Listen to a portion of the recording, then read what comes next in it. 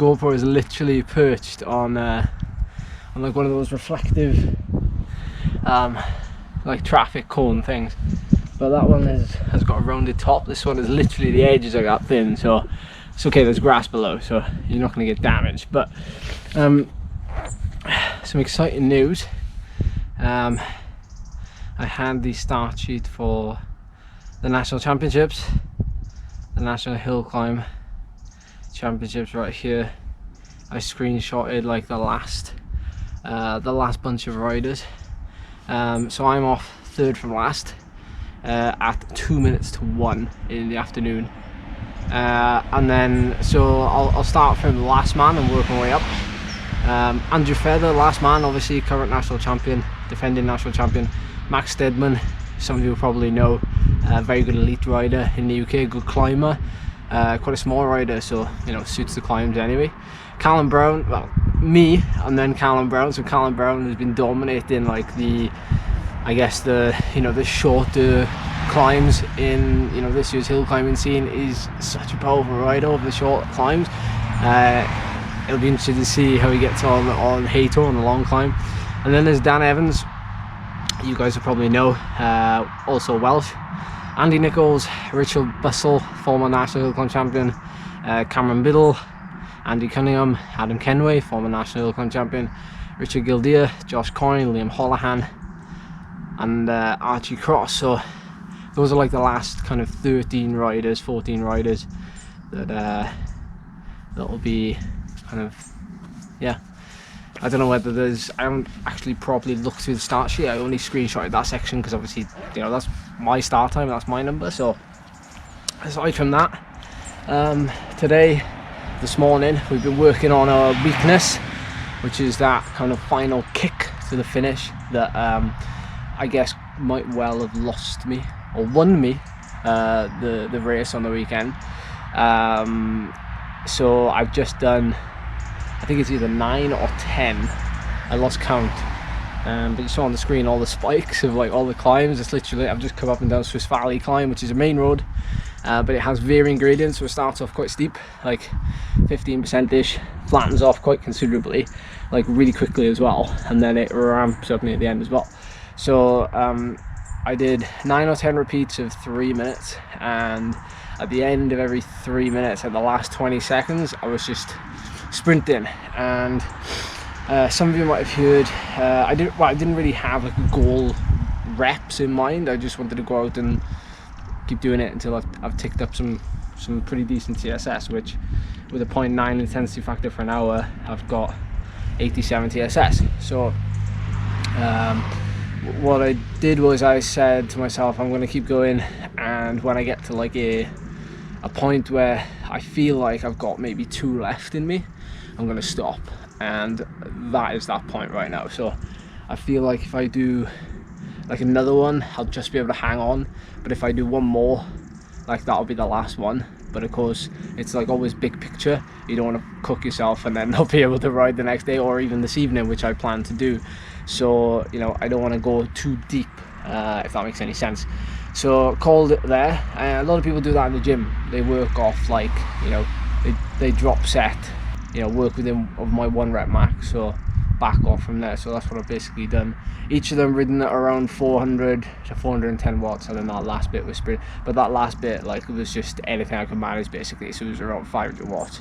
But in the end it was dropping anyway, so that's a sign as well, obviously. But anything else? Well, this weekend we're doing another hill climb, making a trip across the pond, not across the pond, across the border to the Mendips, to just south of Bristol.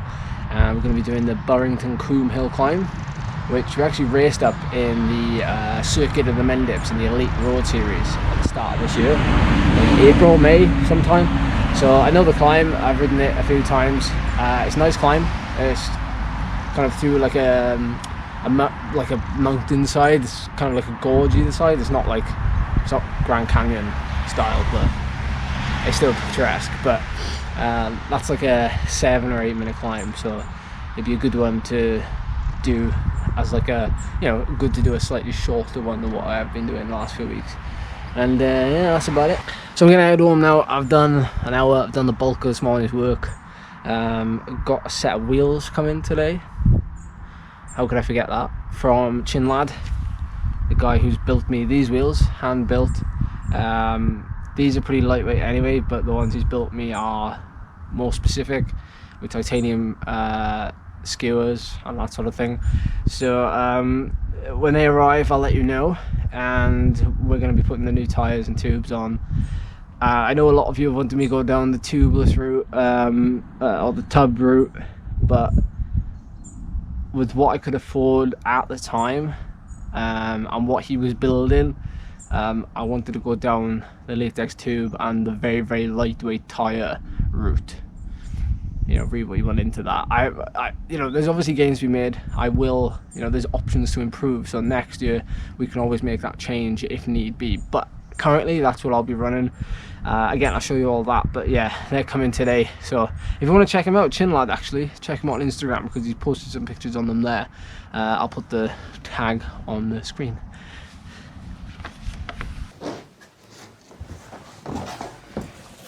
Oh,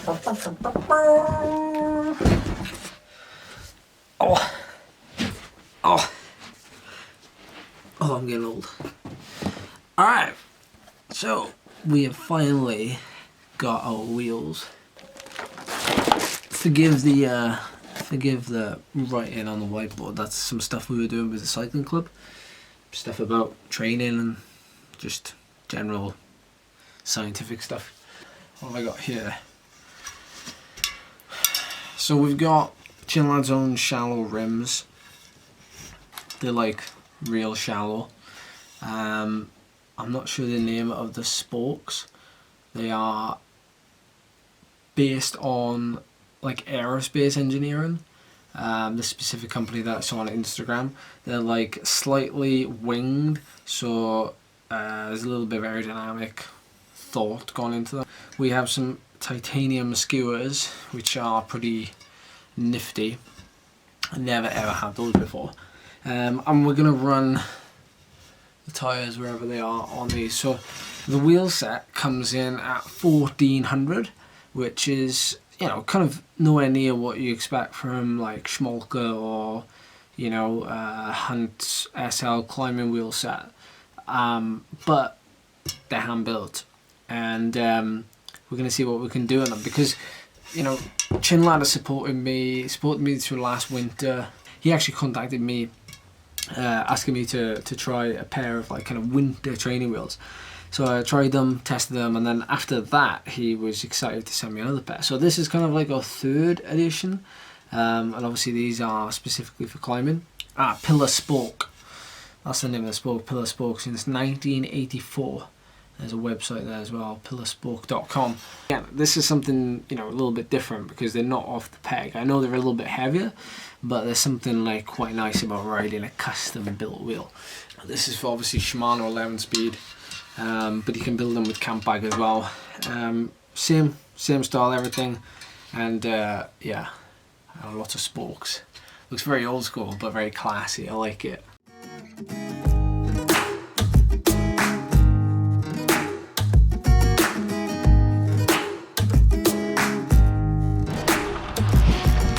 Good day, everyone. Good day. I feel like I'm addressing you from Australia, but it's certainly not Australia, even though some of you are viewers from Australia. So welcome, Aussies. It's nice to have you here. But today is very nice. It's probably the best weather we've had in maybe a month. It's like a little bit cold, a little bit crisp, hence the buff. But I'm out on a split session day today. So just like yesterday, we're doing an hour and a half this morning, hour and a half tonight. And really, by doing double days, I'm kind of managing to cram more in without actually taking big chunks out of myself, if that makes any sense. So instead of doing like big 3-hour rides and vegetative for the rest of the day, I'm actually breaking it up so it doesn't feel as difficult physically. With a new weigh in this morning, of 57.7 kilos. Yes, you heard me right, that is extremely low. So this week, or within the next few days at least, I'm gonna have a bit of a treat. And I know I need that because normally my weight won't be that low, and we don't necessarily want it that low.